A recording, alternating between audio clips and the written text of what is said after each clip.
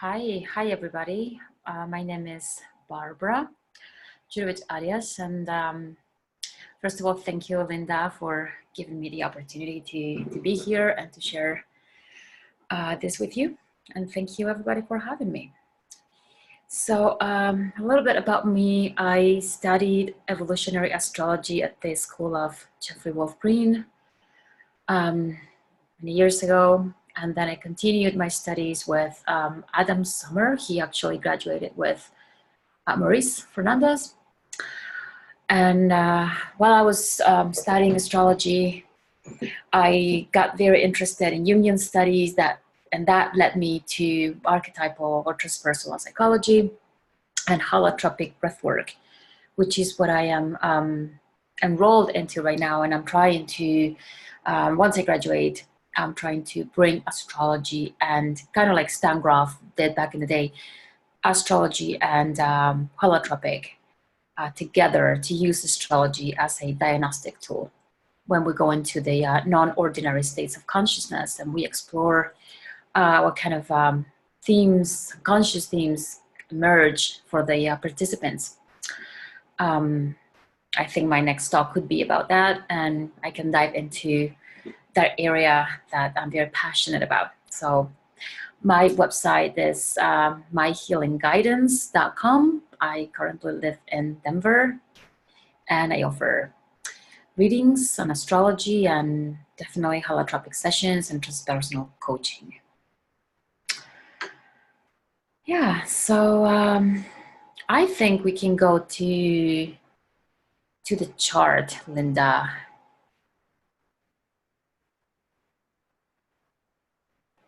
Are you there? Yeah, I think you are. Yes, so I'm going to talk about the transited nodes, South Node and North Node, through the houses. But before I did that, I just realized that I picked quite a day to do it. There are some intense transits going on, adding up to all of that. And since nothing really happens in a vacuum in astrology, I thought it was important to bring it all together. And this is the chart that I casted, and this would be for Denver. So I'm sorry, I was just informed that I should have done it probably for Washington, D.C., which is more general for the whole country. And I'm really sorry about those people living abroad as well. But this would be not really looking at the ascendant so much, because that's going to change depending on where you are, but to have kind of a visual of the transits that we're going to be under the influence right now. So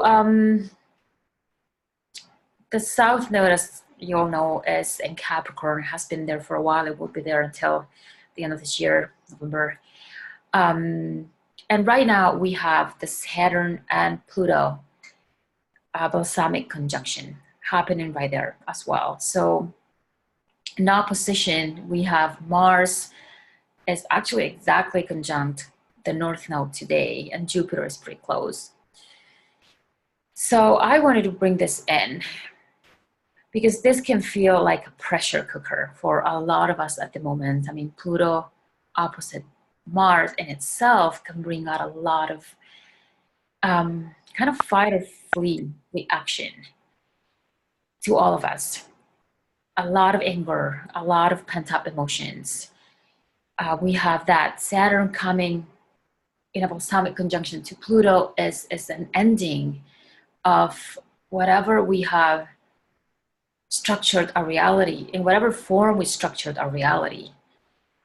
That is sort of disintegrating, and we're kind of feeling that force. We have Saturn, which is a restructuring planet. It wants to solidify things, and we have Pluto that kind of wants to take everything apart so we can go through that death and rebirth process. So we have these two opposing forces happening right there in that part of our chart that is going to be important to take into account when we go through the houses and the transited nodes, that this is also taking place there.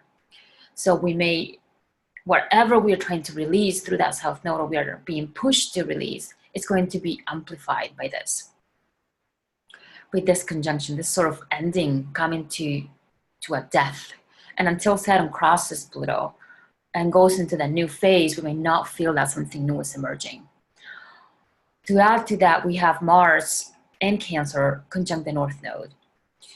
Mars in Cancer, it's really after security and gets very moody and defensive when it doesn't get it. So the main thing when we go through the houses of the North Node now is to look at that area of a chart and see where we're trying to respond to events with anger and fighting, aggression, frustration, all those things associated with Mars. How the lesson here is how we can take action, which is Mars, in the midst of all of this chaos that may be surrounding us, how we can take action in a way that is more in tune to our internal sense of security. How we can find that within, that is completely independent to whatever is happening outside, and from that centered place, take action. And once we can do that, we can take action that is actually different, that is not going to continue this polarization that we see in this opposition in the world right now, which is me versus you, me versus them, that creates all kinds of dynamics that we have been going through for so many thousands of years as the human species. Pluto is also conjunct its own South Node and Capricorn, so this is another amplifier, meaning that this is evolutionary gate. We come to a point where we have to release. We have to let go of the ossified structures that we've been holding on to that are not working out. The patriarchy is dying. There is a need of rebalancing of the feminine and the masculine. That is, again, emphasized by Mars in Cancer, conjunct the North Node, pointing to the more feminine way to take action. So I think that's about it I want to say about this. Yeah, just to keep that in mind as we go through the nodes, through the houses, that these forces are also taking place, amplifying everything, adding to the tension. So South Node and North Node and evolutionary astrology. And I did add a bit of my Vedic astrology background. I did study and continue to study a little bit of Vedic astrology, so that you will see but I named the South Node the dragon's tail and the North Node the dragon's head. That is why, because in Vedic mythology, without getting into the myth, because that would be, I think, too long for the hour that we have, the dragon got split, and the head represents the North Node and the tail, or Ketu, the South Node. So the South Node in evolutionary astrology has to do with those unconscious patterns that we kind of fall back into. It's familiar territory. We've traded this for many lifetimes. We're familiar with it. We can get a lot of resources from this area as well. It's not just negative. There are a lot of integrated skills that we can draw upon when we work with our South Node, but it is that area of inertia as well. We can kind of just fall into it and continue in this lifetime to work from that operating system, if you will, when where we're going or where we're needing to go so we can move forward and integrate is the North Node. So Ketu is also associated with the release, I think I called it the poop shoot. Yeah, the poop shoot. It's kind of where we can let go and release whatever that we don't need anymore. We already got enough of it. We got the integration. We don't need to keep repeating and keep staying stuck there. This is where we get a lot of accrued karmic dynamics and also the potential for release if we work very consciously with those dynamics. And a way of doing that is definitely holotropic breath work, regression therapy. I think Patricia Walsh is one of the regression therapists that uses a lot of astrology in her therapy. So that's about the South Node. The North Node is where we are moving towards, or where we should be moving towards, at least in evolutionary terms. It's called Rahu, and Vedic astrology is the dragon's head. It's the head without a tail. So that in itself implies that there isn't integration yet. If you will, this very symbolic or graphic, the fact that it doesn't have a digestive system to hold anything. It's just grabbing and grasping. So this is where we can become a little graspy and insatiable as well. And the North Node, especially if we have a lot of planets there. Remember what I said about Mars being in Cancer in the North Node, so we can become very graspy for security right now. With Mars in Cancer, we can become very obsessed in taking action that leads to making our world secure, attaching to whatever we have identified as something that gives us security, whether it be a person, a relationship, a role, a job. So this is something to watch for in whatever area of your chart you're having this happening right now. But this is where the work can be done. How to integrate the North Node without being graspy, without having to get more of it every time.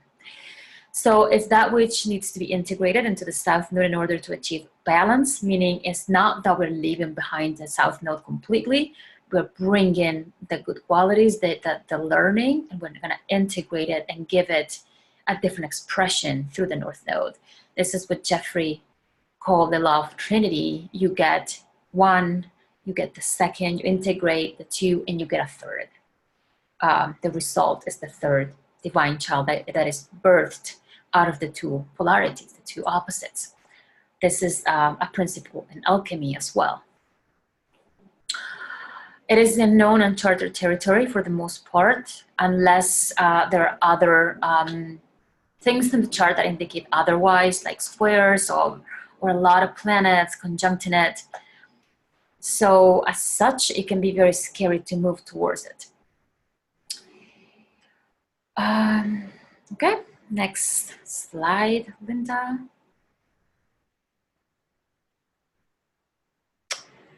So South Node in Capricorn and North Node in Cancer, which we're going to talk about next. This, and the main thing here, without getting into, before I get into the details, are the balancing of the archetypes of the feminine and the masculine, the animas and the animus, as Jung called it. This is happening in the collective and also within each one of us, whether you're a male or a female or fluid gender and all these different genders, which is actually very interesting that all of this is coming very alive during the transit and nodes in Cancer and Capricorn, the whole LGBT community, and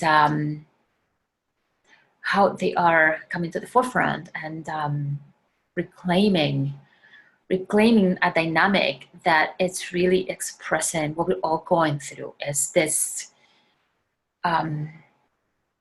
struggle to define, to marry the polarity, the opposite, the feminine and the masculine within us. So the South Node in Capricorn represents anything that is calcified and ossified in whatever structure that we have going on, collectively or individually. Anything that has lost the creative juices of the feminine. It has been there, it has been established, it has served to give us that launch pad where we can contain our consciousness and operate in 3D reality. But when we get so stuck there and we lose the juices of Cancer, of the feminine. We become too patriarchal. So this area of our chart is where we may have become too ossified, calcified, patriarchal, maybe taking a very stern position towards whatever that area of our chart represents. Saturn structures makes us feel secure, and they serve the purpose of containing and organizing a reality. So this is where we can become very resistant to change. Saturn in Capricorn also represents the aspect of repression, making this area of our chart an area where we have repressed certain aspects of ourselves, of our true selves, to conform to family, society, cultural, ancestral expectations. This is also the ancestral axis, the axis of mom and dad, where we come into the world with who we are, with our truth and our expression, and we get shut down. And through Capricorn, we learn guilt, and we learn to repress that and to conform to whatever is expected from us. So this archetype shows us where we have learned to comply to the authority figures in our lives, our parents, our government, our religious institutions, and so on. So as I was saying before, this is where we can experience the biggest release. This is where we have become complacent, where we default, and where we're experiencing that sort of impending doom almost with the Saturn-Pluto balsamic conjunction. Something is kind of the scintillating ending and urging us to let go of it so we can move to a more integrated reality, more balanced with that Cancer archetype. Next slide. Linda, are there any questions up to now? I just wanted to ask that.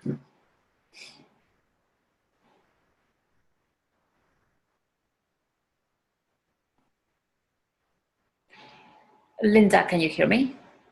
Yes, there's no questions, and this is the next slide. Okay. It's on. Okay. This is the next slide. It's already on the screen.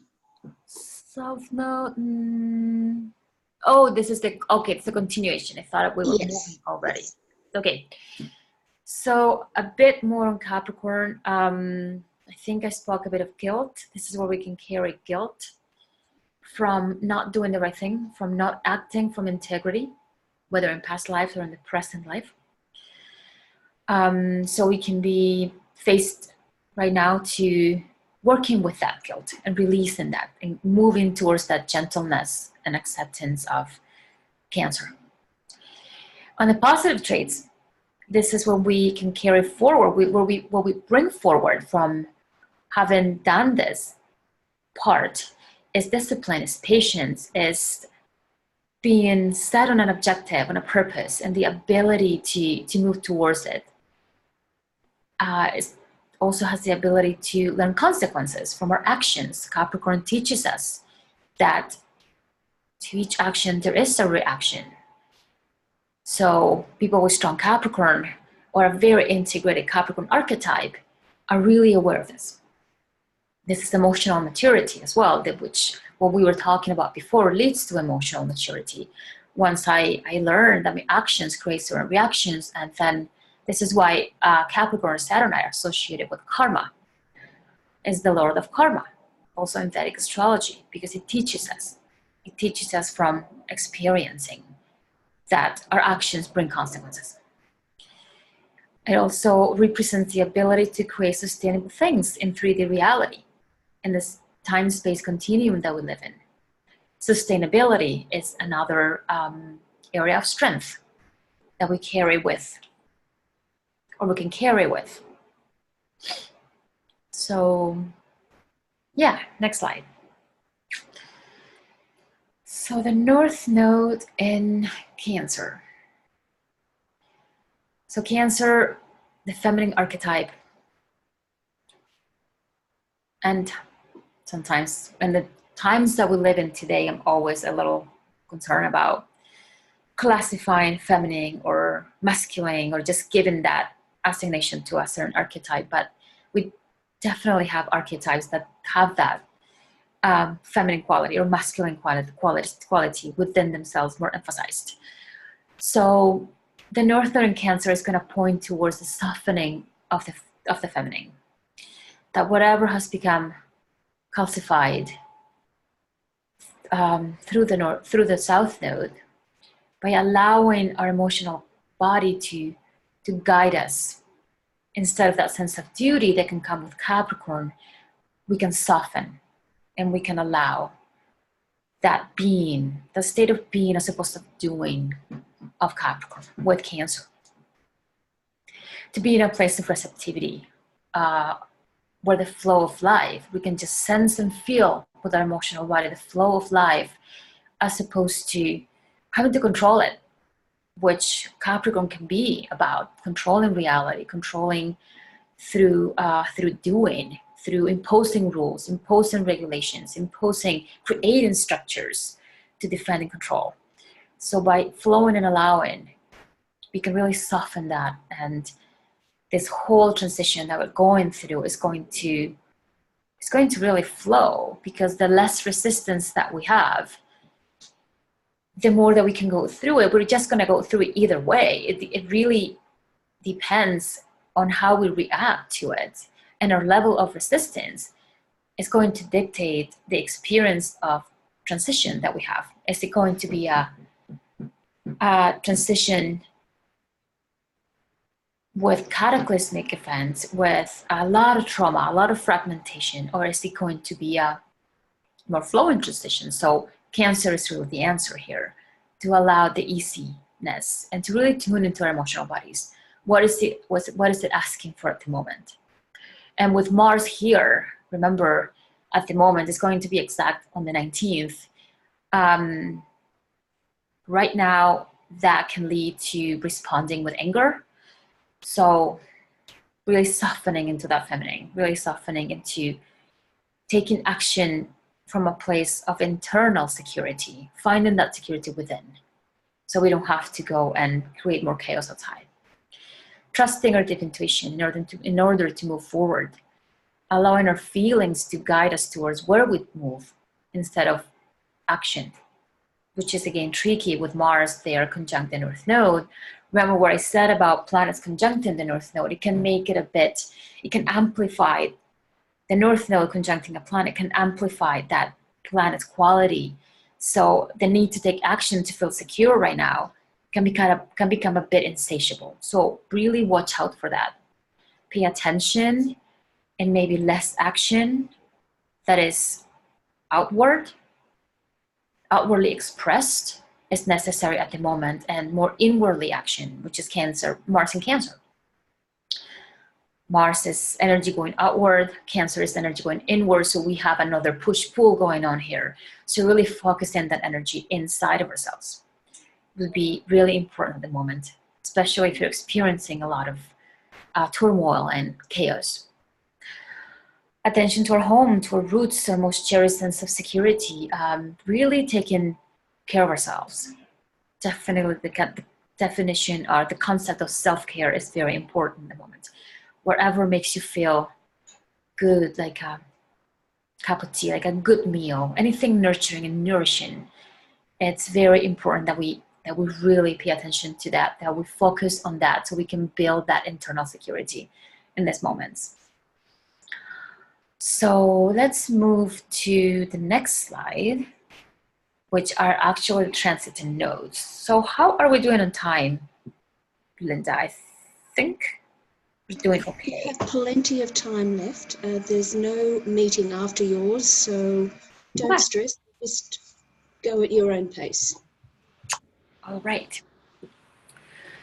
So let's go to the transiting nodes through the houses. So this is for each one of you, depending on your ascendant, that's going to change where Capricorn, Cancer falls in your chart. So use your chart when you go through this, and really tune into that area and see if that feels right, if what is being presented here, if you resonate with that. And definitely feel free to reach out to me if you need to work on this, if you want to work further on these areas of your chart, or if you want clarification, or if you need to add something that I didn't talk about, because I love how astrology is very alive. It's not something that we can just read in a book. People bring their own experiences. This is the power of the archetypes. They are multivalent. There's an essence to them, but then the way they express is completely unique and diverse. It's as diverse as each one of us. So I'm always definitely interested in hearing how it's manifesting for people. So the first house, so for those of you that are Capricorn rising, so you will have, and I usually use whole house, but I'm happy to work with Prof. Ray So for those that use whole house, this will be the South Node will be in Capricorn the entire time in your first house. If you use Porphyry, it will shift from either the 12th first or the first and the second, depending on where your ascendant falls. So first house, seventh house.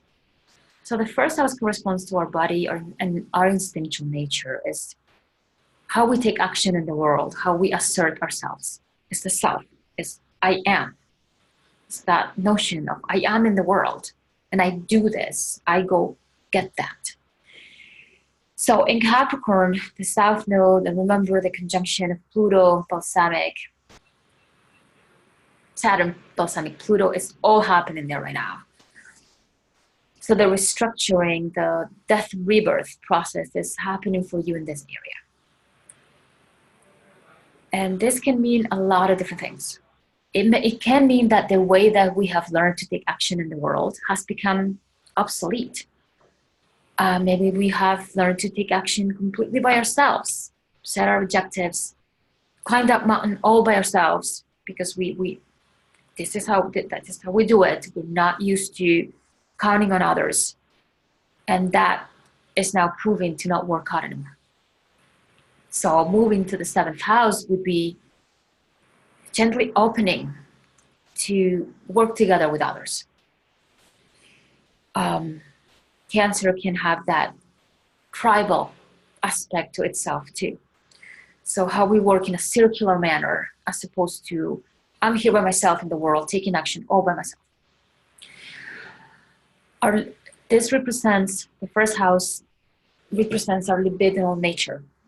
Libidinal not meaning just sexual nature, but the way we express desire. Desire being sexual and otherwise. Sexual and I desire to do this, I desire to take that. This is why Mars, which rules the first house, or the Aries archetype, is the lower octave of Pluto, because it's how it expresses our conscious desire nature. So going to the slide a little bit, this desire nature could have been structured in such a way to meet objectives only in the physical world, acting from a feeling place for no other purpose than to feel good, self-care, and to nurture and care for others would be how we're integrating that in the seventh house. So going to the seventh house, I'm into this. It's really learning to cooperate with others from an emotional standpoint. There can be, with Capricorn in the first house, a repression of our instinctual nature. Maybe we have been repressed by social, cultural norms. We came in strong, or in lifetimes, past lifetimes, we came in strong, and it was repressed. It was shut down, it was shamed, it was not okay. So this is an opportunity to release all of this repression and guilt that we may have carried about taking action, about our true desire.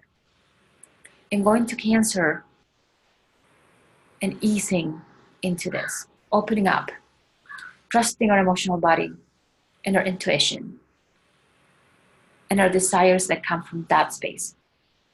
Creating relationships that are based on the energy circulating from all people involved, as opposed to from a hierarchical structure, which is very Capricorn-like. Now Mars, if you have this configuration, you have Mars in the North Node in Cancer, which can be,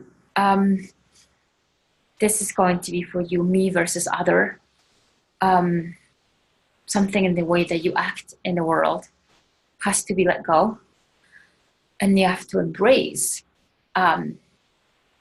others. But with Mars in Cancer, that's pointing to how we find security within ourselves. This can be a little tricky. So do I go with others? Do I trust myself? There can be that push-pull even more intensified. So projection onto another can be really big right now with Mars there in Cancer. But we can project our sense of security. onto our partner or our relationships. So watch out for this, and always come back to self. Always come back to self and take care of your own needs. And really accept your emotions. Really accepting your emotions and what they're bringing and telling you at the moment. Okay, I think I'm ready for the second house, second and eighth house. This is the transit I am having right now. So I'm a Sag rising, and second house and eighth house. So the second house represents our values, our resources, anything that we identify as valuable and that we need in order to survive, that we assign value. So we are going to get quite attached to this. And we tend to attach our self-worth to the ability to sustain ourselves through this, to have these things. So with this transit, I'm just trying to think about how it's showing up for me, because it's been kind of showing up for me since Pluto entered the second house. There's been a complete restructuring of my value system, a complete restructuring of how I find resources in the world, how I sustain myself. There's definitely a solidity around what I value and how I feel I need to have those needs met. And that had led to a lot of confrontation in house. So the relationship to the self has to be completely restructured at the moment. It served its purpose for a long time, and now it has to be let go. And that can be quite scary, especially in this house, because this house, the Taurian archetype can be very fixed, very stubbornly holding onto whatever it has accumulated, it has served him up to this time. So letting go here can be very, very scary. And the eighth house is complete transformation and rebirth, which implies a moment of blackening, of we don't know what's going to happen. We don't know what that means, what the next thing means yet. And that is very scary in this signature. So self-reliance, sharing. So in Capricorn, there can be, with the South Node here, there can be a calcified way of relying on ourselves. This is the frog in the well, that syndrome that Jeffrey talks about a lot. The way that we have been sustaining ourselves, bringing resources, that which we value, it suddenly loses meaning. It suddenly has to be let go. Even if we don't let go of it, there are other forces that we can see by Pluto going there instead of being balsamic to it. There are other forces that are bringing that decay. It's decaying, it's disintegrating. There's no point in holding on to it. We are being kind of taken with the waves of transformation. And in the eighth house, really trusting the emotional body. There can be intense emotional experiences in this with the signature that can lead to that transformation. It is since I got this transit is when I started doing holotropic breathwork, actually training with it. And that's exactly a very scorpionic second, eighth house process. Deep, intense transformation through very intense eighth house emotional experiences. By re-experiencing my emotional trauma, I'm letting go. I'm transforming that second house, and everything is changing through that.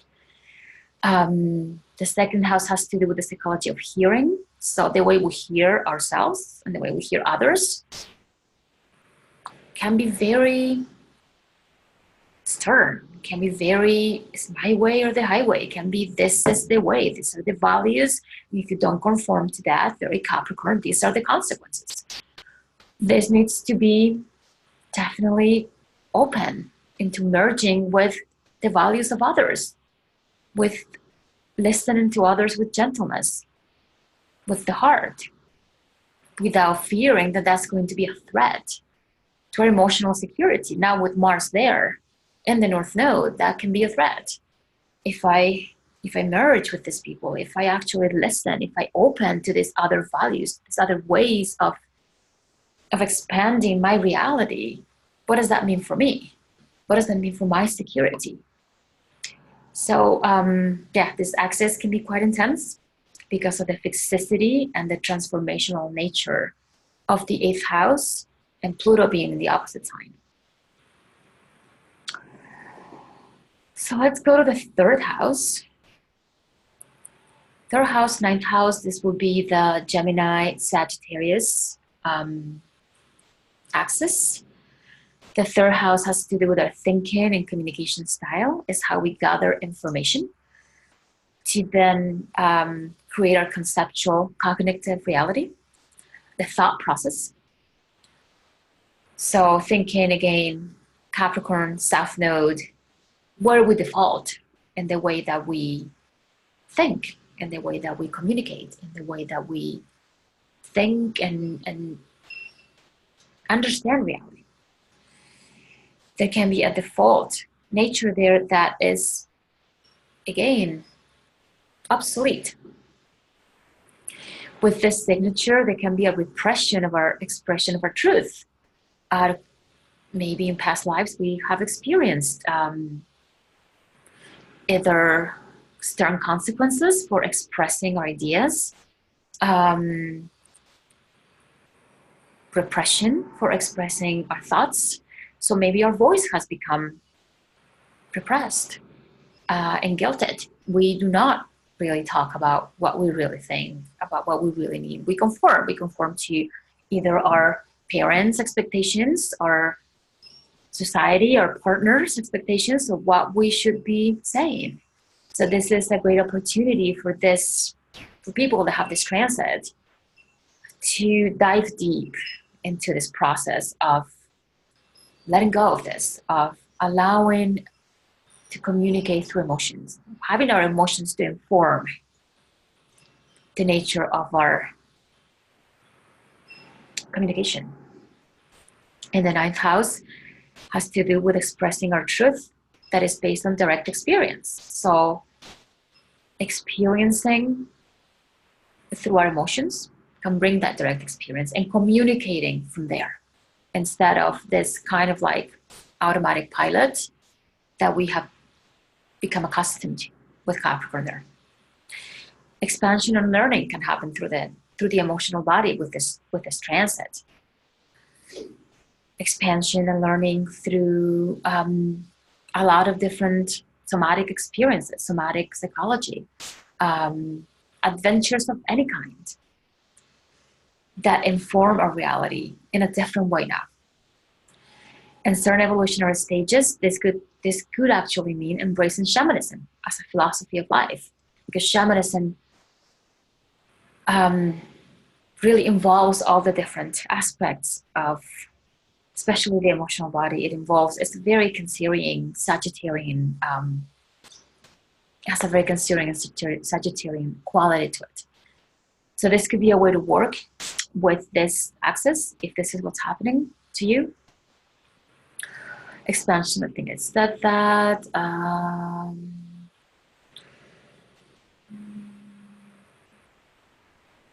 Yeah. Okay, I think I'm done. 4th house and 10th house. This is an interesting one because this will involve a reversal of the archetypes. Now we have Cancer in Capricorn's house and Capricorn in Cancer's house. This is where we can get a lot of releasing and repression of feelings, overdoing to compensate for feeling and being. Now here we have the true balancing of the feminine and the masculine. With Capricorn in the 4th house, we can have someone that has repressed feelings and compensated with doing. Capricorn. There can be a rigidity around family structures or gender roles.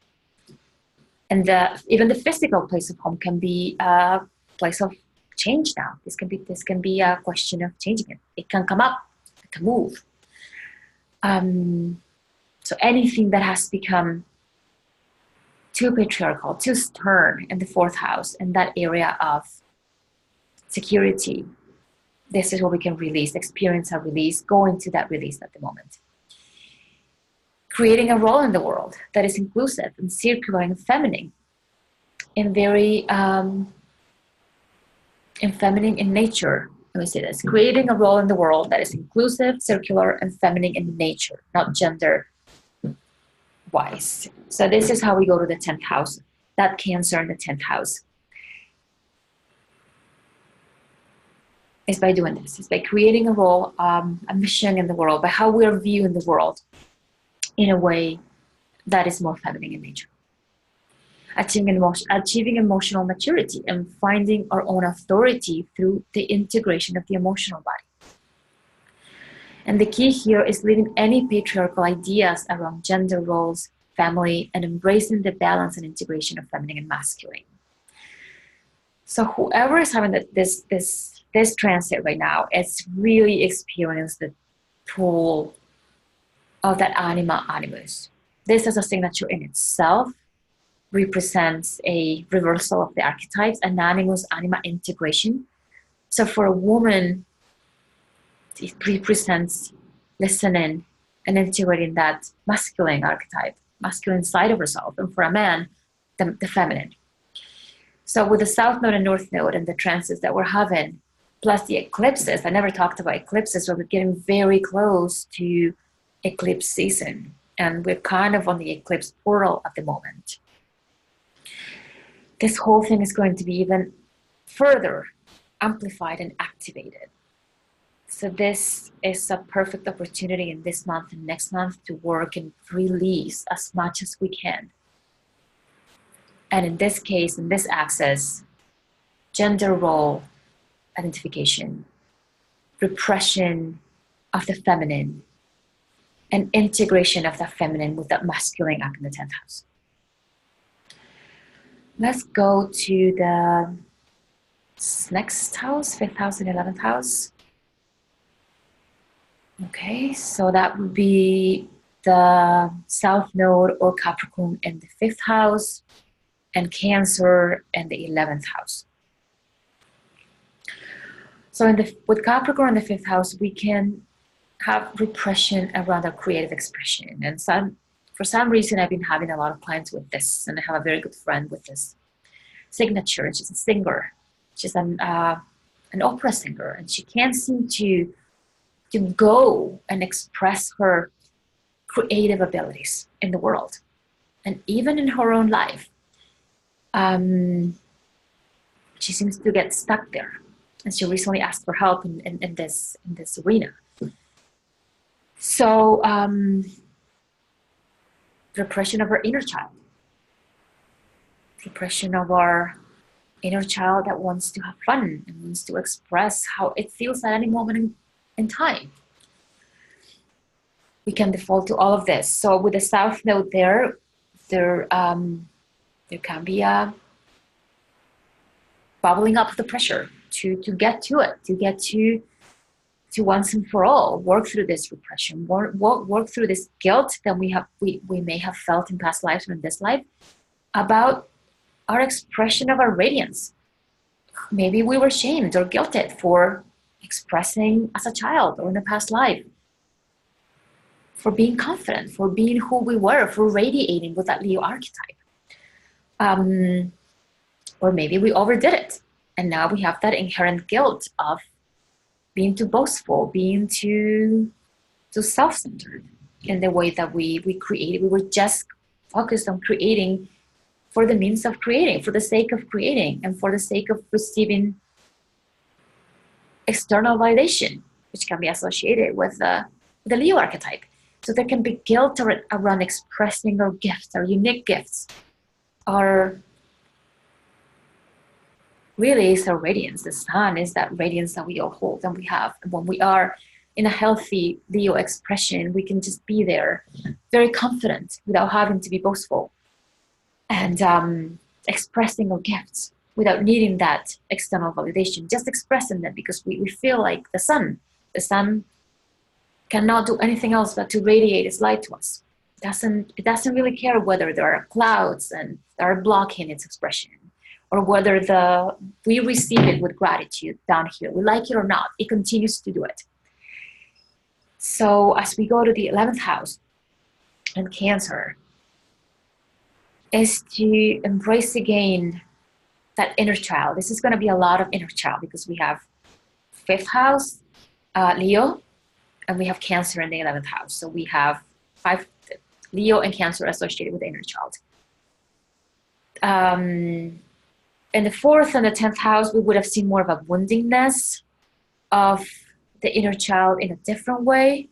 And here it's more of the radiance of the inner child, the expression, the natural expression of fun-loving, careless creation, which is our nature in the world. So as we move to the 11th house,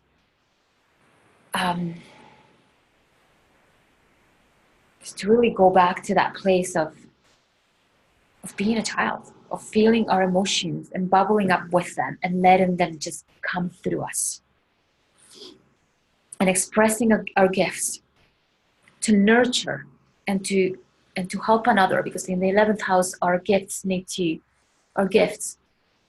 become of not service, that would be more Virgo, but they need to become of use to propel humanity in some way. So embracing our authentic and unique expression through the emotional body, becoming the mother of the larger community, not just a little circle. And this is something that's definitely I've seen in the clients that I've gotten with this signature. They seem to get stuck in their children and mothering their children, very structured around their children, around their little circle. But then they feel this pull that they're needing to do more in the world. They're needing to embrace more. And this is the mothering of the larger community through the expression of our gifts. So moving towards creating a tribe of like-minded people to whom we share creative expression for the benefit of the whole. So hopefully with this like-minded people, we can not feel repressed, not feel shut down, not feel that we are judged for expressing who we are, innately who we are. So let me tune into this and see if there's more. Okay, maybe not. So 6th house and 12th house.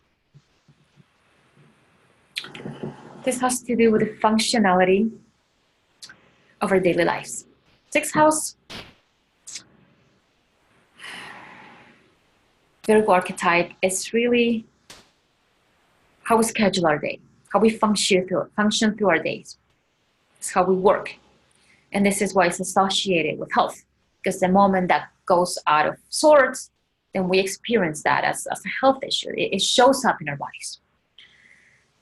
So if this has become ossified, if this has become in a way we're not letting go here of something that is not serving us anymore, 6th house, whether it's our job, the way we serve in the world, our daily life, routine, this can turn into health issues now, because it's asking us to change it, to release it. This is also the archetypal self-improvement, self-adjustment, humbling, work service. And in Capricorn, there can be, like I said, this the way that we have structured this. We need to embrace the polarity of listening to our emotions about what it is that we need to do. We are to do in our day. So if our emotional body is telling us that this is not feeling good, this is where we need to change it. This is going to the trusting of the 12th house in Cancer, trusting our emotions and letting our emotions guide us at this point. Guidance so we can find health again. So if we're experiencing health issues in this with this transit, the key here is to listen to our emotions and to be really gentle and forgiving to anything that's happening to us, because we can get into the guilting and, oh my God, I'm not good enough. I'm not doing this well enough. So it's important with this axis that we don't fall into that when we come short. Let's say that you are listening to your emotions, and you're making the changes that you're being asked to make. But then you don't do it. You fall back into the sixth house Capricorn archetype, and you just kind of go for overdoing, compensating with overdoing. This is also a way in which we do self-denial. We don't listen to ourselves. We put ourselves in the back burner and don't deal with ourselves and overdo, serve others, and don't pay attention to ourselves, because that is maybe a little tricky or more painful. So if you do fall short, don't fall back into guilting. Don't fall back into, I didn't do it well enough this time. Just go to the 12th house of gentleness, of the mother, really. Because how would the eternal or cosmic mother would look at this from the cosmic perspective would be, it's okay. It's okay to fail. It's okay that you're not perfect. It's okay that, yes, you didn't do it. You fell back into the default mode and you had an issue again. It's all right. Keep going. One foot in front of the other. Keep going. Forgiveness, really embracing compassion towards our emotional wounding here. Allowing the spiritual waters to really effectuate the healing and release that we need. And this house would be really, really important. Let me see if I want to say something else. So with the North Node in Cancer, or the North Node anywhere, this is where we are rewriting our story. So for every house and for everything that I've been saying, this is an opportunity to rewrite the script that we've been, the record that we skip on. So embracing through the emotional body is going to be huge. Redefining our self-image in whatever house we go with that Cancer archetype. I think I finished through the houses. Linda. So I don't know how we're doing in time. I think I actually went really fast. So yeah, I think that's it for now. I am sure that once I hang up, I will remember all kinds of things I didn't talk about. Yes, and I think since I do have a little bit of time, the first house and the seventh house, something came back to me, restructuring of relationship. This is something I've been getting to a lot with clients, and I somehow didn't mention that, but you may be experiencing a lot of restructuring in the way that you do your relationship with others. This, the way you orientate. This is something that actually my husband has going on. And it's been quite interesting how the need for restructuring and that seemingly need for change is coming from outside of you. It may be demanded, or it seems that it is demanded from others. And we tend to project that and say, hey, no, I'm not going to do it. What are you doing? Why are you asking me to change or to do this differently? But we gotta remember that with this first seventh house, this is projection. So it's usually coming out at us from the outside, from others, because we're failing to see it within us. So if you have this signature and it feels that you're getting a lot of the heat from your relationship with your partner, with your mother, with whoever you are the closest with, you don't have to have a partner for this to happen. I would encourage you to go really and turn the mirror around and look at yourself, because this may be a way in which the projections are coming at you. Okay. Okay, we have one question for you from Wanda. Wanda, go ahead, please. Hi. Hi. I was just wondering, how do you incorporate the moon and Saturn, the natal moon and natal Saturn, into working through the transiting nodes? I have it going through the 5th and the 11th house, south node, and going through the 5th, and the north node going through the 11th. So you have where are the moons? So the moon and Saturn, where are they for you right now? My natal moon is in the 12th in Leo, and Saturn is in Pisces in the 7th house.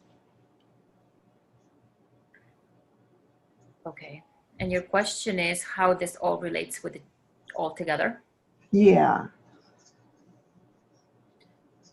I'm very visual, so I kind of want to have a visual for it. Let me see. So the chart that I have right now.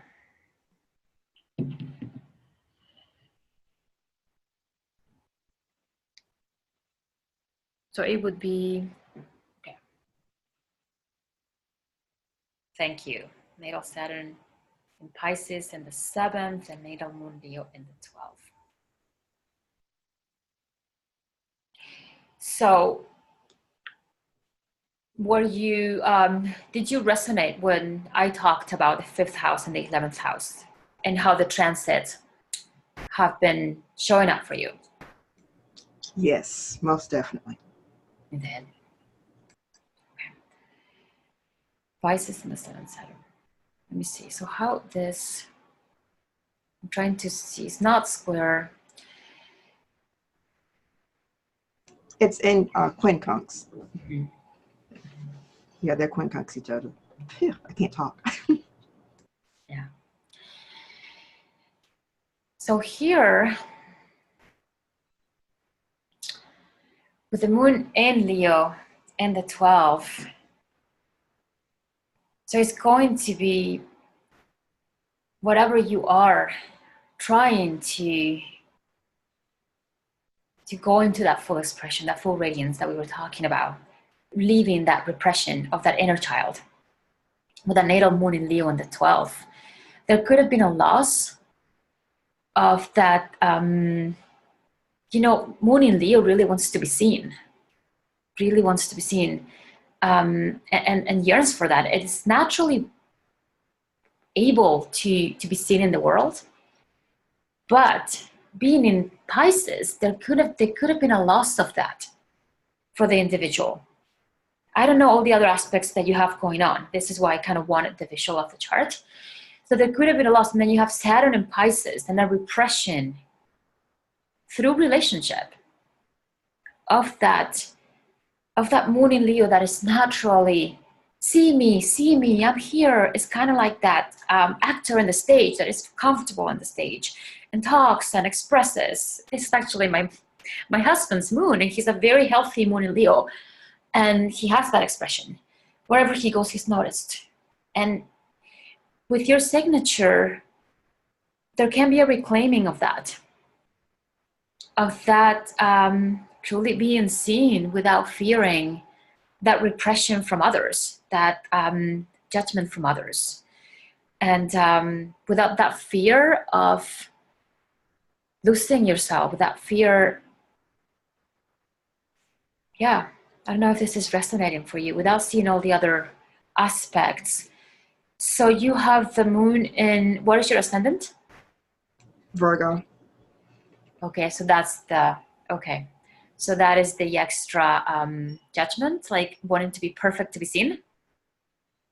Needing to be perfect to be seen. Until I'm perfect enough, until I'm completely perfect, I'm not going to really express my unique radiance. It's almost like there's always something that others can say to you that you're not good enough. And it's not that they're saying it, it's like you're perceiving this. Because the moon in Leo in the 12th house is hidden. There was a loss of that. And it's quincunx, Saturn, and Pisces. And so there's too much projection onto what others are thinking of you, of your performance, of your gifts, of your uniqueness, of how you express yourself, instead of just radiating from a place of, this is who I am, this is what I express, and this is what I bring to the world. Here are my gifts, and I show them. Does this resonate with you? Most definitely. Let me see. Yeah. Thank you. You're welcome.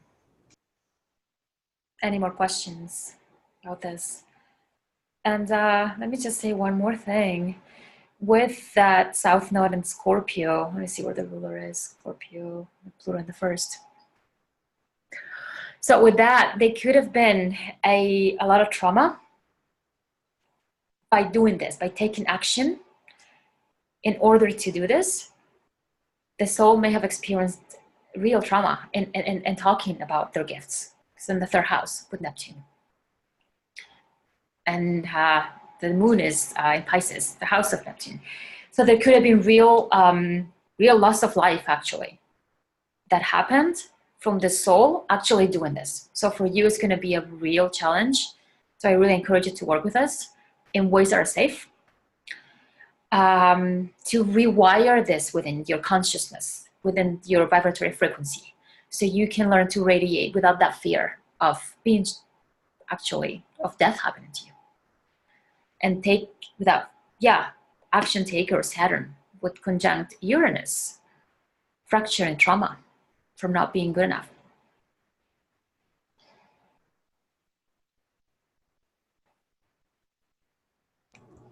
Thank you. You definitely hit it on the head there. And I feel like as I've gotten older, past the Chiron return, I'm slowly feeling a little bit safer. Let me see that Chiron. Where was that Chiron? So yeah, thank you so much. You're welcome. Yeah, definitely. Okay.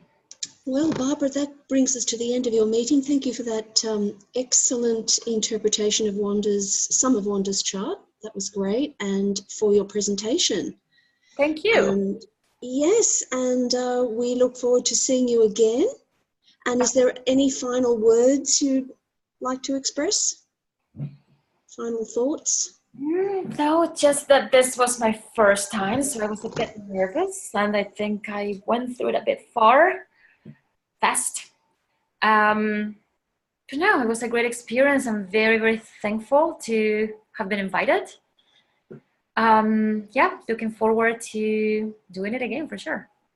Fantastic. Thank you very much. And we'll catch you next time, Barbara. Thank you, Linda. Bye.